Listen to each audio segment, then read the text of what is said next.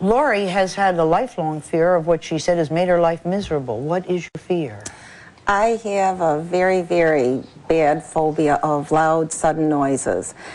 Where did it come from? I was in a gas explosion when I was around 2 years old, which I don't remember the explosion. But what kind of noises do what to you?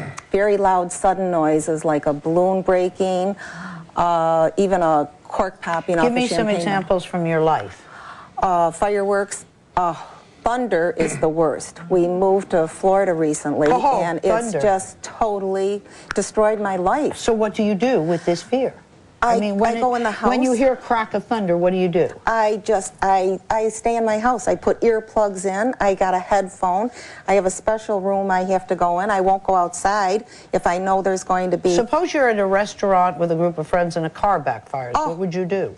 I've left restaurants, Sally. You run out of the restaurant? I have literally run out of a restaurant in the middle of dinner. My goodness. Very, very slowly. Now, this is clinical hypnotist Tom Silver.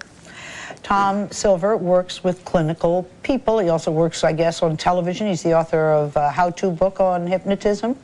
How does hypnosis help someone who has a fear or a phobia? Well, hypnosis can help you by helping you to relieve the anxiety or the emotion that's actually in the inner part of our mind, the inner core of our brain.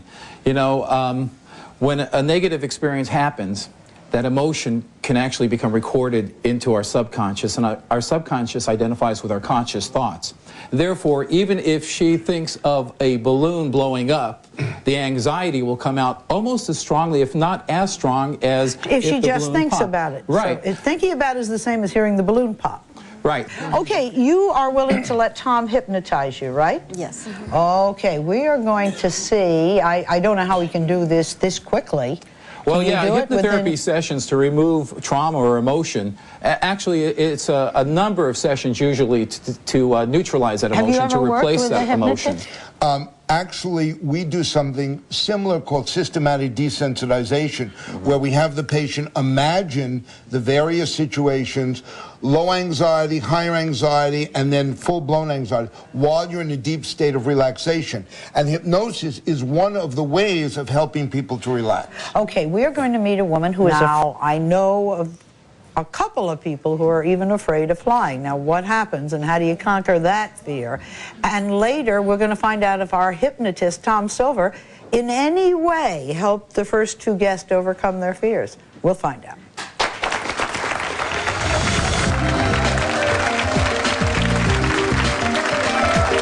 And he goes all the way up into the air.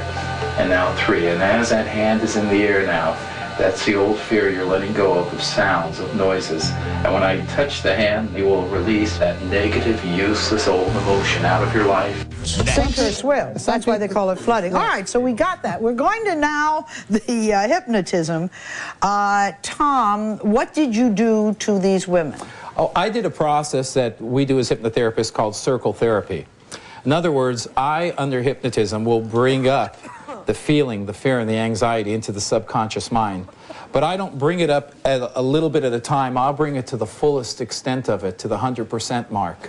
And then I'll release it out of the subconscious. I tie it into a physical movement in the body that we call an ideomotor response, which is tying in a subconscious suggestion into a physical movement. Okay. So then once I remove 50% of the anxiety, I'm able to monitor the emotion by not letting the client feel it in their mind, but monitoring it, moving it into their body. And then I reduce it to 50% of the anxiety.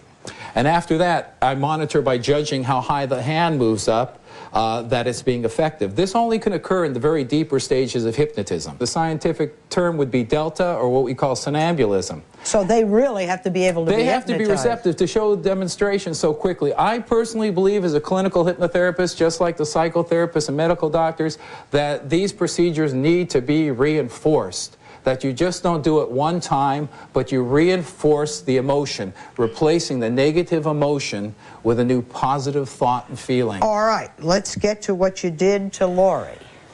Okay. I had hypnotized her to remove the fear of sounds out of her subconscious mind. And by doing that, 90% of the emotion is going to be gone. The conscious mind might still want to create it if they don't let the process work. But again, Sally, it needs to be reinforced, so I'm going to actually recommend some local therapists to work with the client. Okay, that's very good. But I saw tremendous success in both of these gals. They were very receptive to let it go, and we have been able to replace that anxiety with a new positive feeling of comfort and can calmness. everybody be hypnotized? Everybody goes into hypnotism. Not everyone goes into deep hypnotism, But folks. everyone goes Yeah, into the first time you're hypnotized, maybe 10 or 15% of the population are hypnotized. But when you watch movies, you're hypnotized. Driving in your car and daydreaming, you're hypnotized. Right, right. Okay. Oh, no, But how'd that feel in reaction to the first time you experienced it? better, Better. yes. Okay. Absolutely.